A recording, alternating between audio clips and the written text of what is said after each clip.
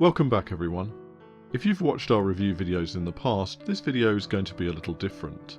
We usually go to considerable lengths to ensure we have played a game multiple times, generally trying all game modes and factions, so that we can give a fully rounded review of at least the core box of any game we feature. But the truth is, this places limitations on the choice of games that we can fully review. Some games are simply too broad in scope or too long for us to be able to devote the necessary time to include them in our review schedule. Let's face it, it already takes us far too long to produce videos. This creates quite the dilemma as, particularly with the rise of epic, or bloated, you be the judge, crowd-funded games that promise fully developed and immersive worlds, there are plenty of larger games that I would like to explore. Take Dragon Eclipse for example. The GameFound edition of the game includes within the core box alone an adventure mode, a player versus player mode, and a roguelike mode. The adventure mode features a 200-page adventure journal telling the story of your journey to interact with over 30 unique mistlings across 12 connected quests. And that's without getting into the expansion material, deeply connected to the core box, which develops the player versus player mode and introduces more mistlings and more adventures. Awakened Realms estimated a 25 to 30 hour campaign mode alone within the core box, and everything that I've experienced to date makes me believe that that estimate is, if anything, conservative. So in this video I'm going to steer clear of a full analysis of the game or sweeping conclusions about its overall value.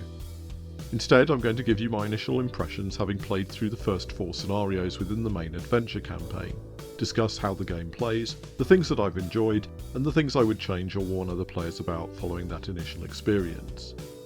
Join me for the very first steps of my Dragon Eclipse journey.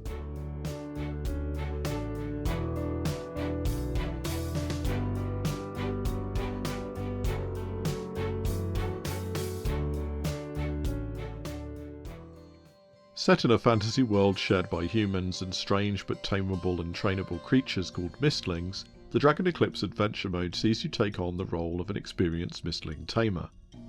Frankly bored with the humdrum of your life in Sleepy Careburg, the course of your life is changed when a series of tremors threaten the town and your subsequent investigations identify signs of a long-forgotten darkness.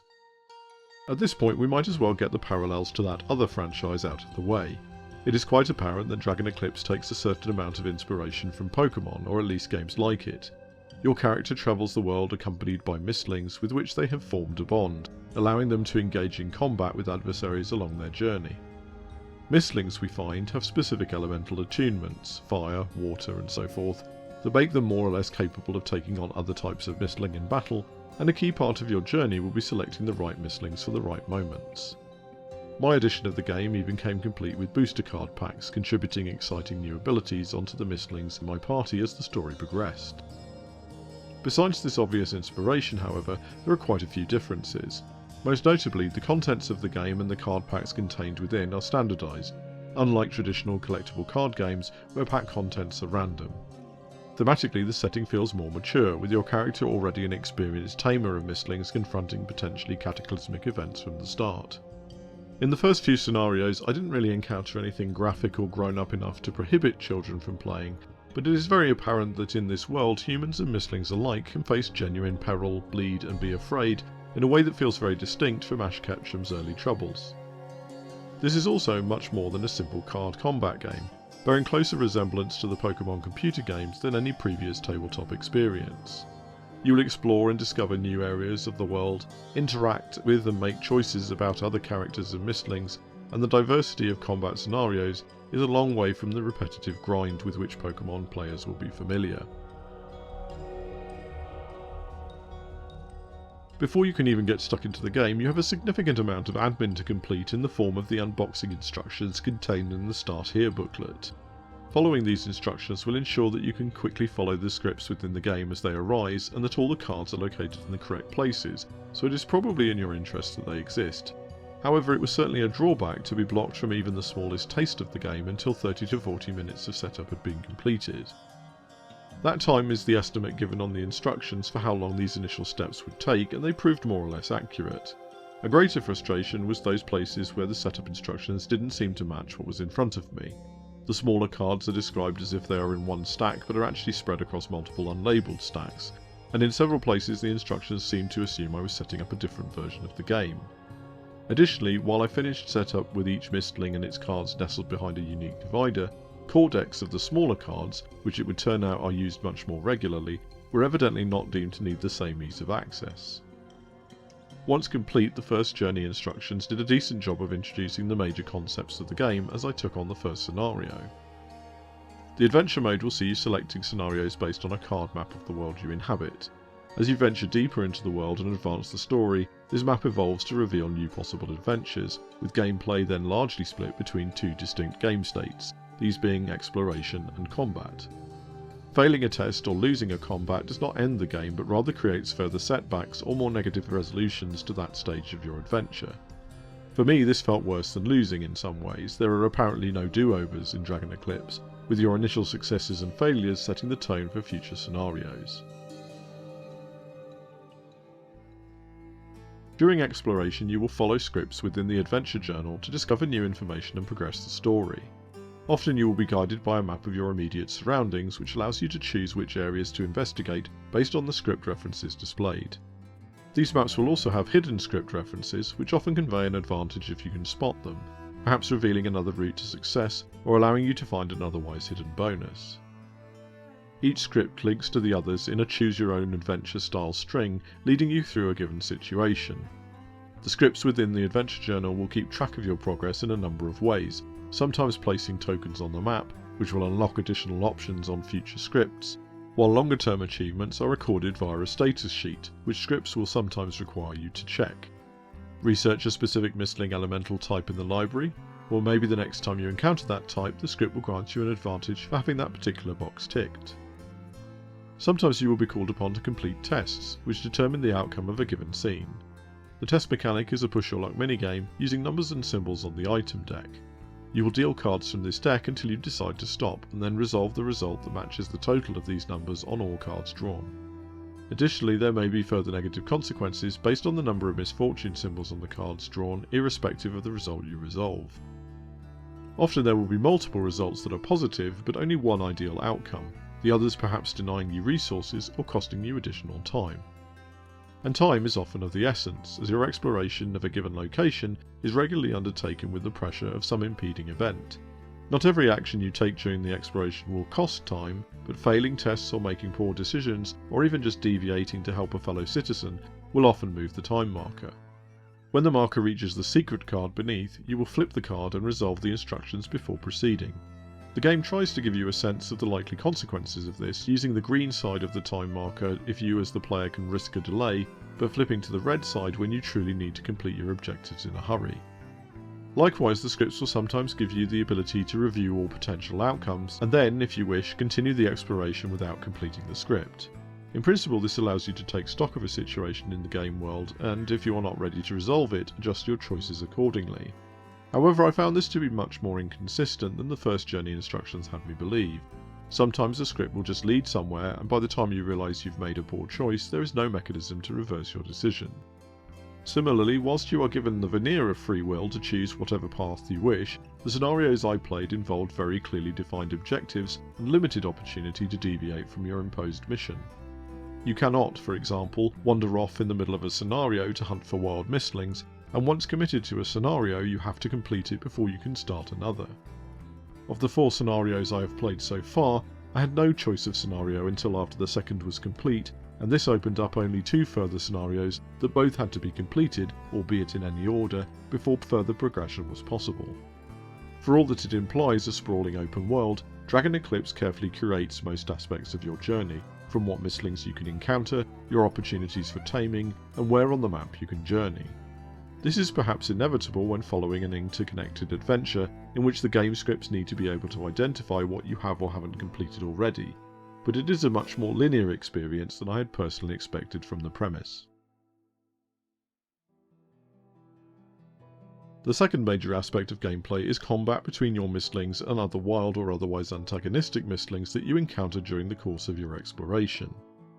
Combat takes place in a selection of thematically illustrated arenas that are then modified by an arena card which will often introduce specific environmental aspects to these maps, everything from berries to volcanoes, whilst also being your path back to the adventure journal by telling you which script to look up depending on whether you win, tame or lose.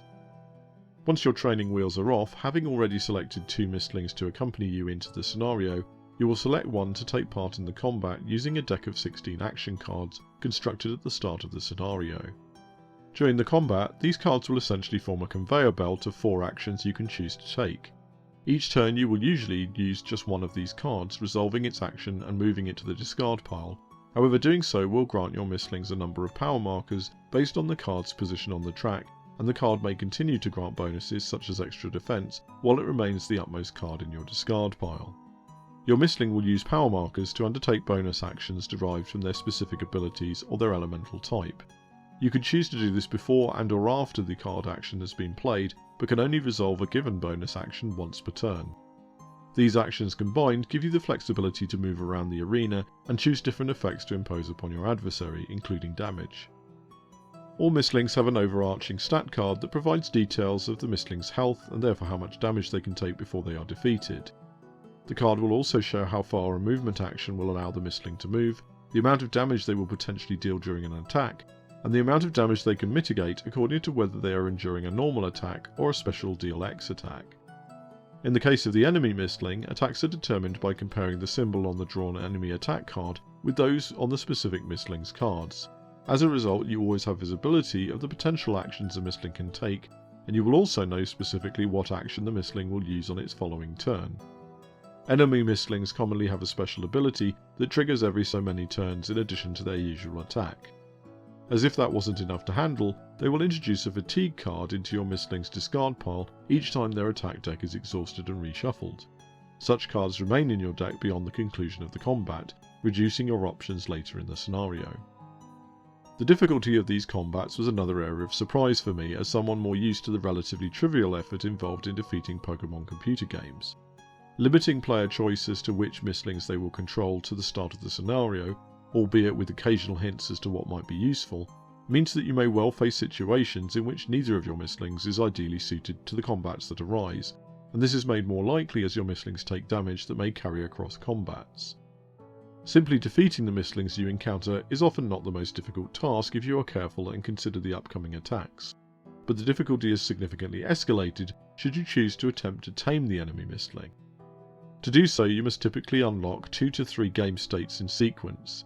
The first of these will usually involve weakening the Mistling to a set health level, but once this is complete you might have to use a special ability from a certain arena location, manipulate the enemy to a certain position, or endure an attack. It is surprising how much more difficult this makes combat, unable to undertake these steps out of order, and perhaps trying to do so whilst using a Mistling that is poorly suited to the task. As taming is not always an option, and opportunities to face Mistlings are strictly limited, I certainly felt compelled to attempt this every time it was an option, but I was still forced on several occasions to cut my losses and simply defeat the enemy Mistling rather than risk a loss. Once tamed, Mistlings rest out the remainder of the current scenario but can then be brought into play for subsequent chapters of the adventure. Within your party, Mistlings can, to some extent, evolve, with narrative or combat events leading them to either reaching more powerful exalted forms, or from them growing from a young to a fully grown form. The designs of the various Mistlings are, for me at least, one of the strengths of this game so far. The card art swaps Pokemon's clean cartoon aesthetic for something a bit more expressionistic, whilst the miniatures, provided in this edition in place of standees, are detailed and look like they would take paint well if you were so inclined. I will say though that the difference between the illustrations and the sculpts occasionally made it difficult to be sure I was using the correct models for each Mistling, and I would personally have valued them being more clearly identified, whether by a name sculpted into the base or through a simple key of Mistling models within the rules. Aesthetics aside, each Mistling I've faced to date has had unique abilities, making each combat feel like a new puzzle, which encouraged me to take every opportunity to encounter and tame new Mistlings. The genuine tactical effort required to tame each Mistling, followed by the tactile pleasure of adding them to your party for future scenarios, is extremely compelling, but here again I found a reason to be frustrated. I was definitely that player in Pokemon, wondering as to the point of catching 150 Pokemon if I was only ever going to have a meaningful relationship with 6 at a time.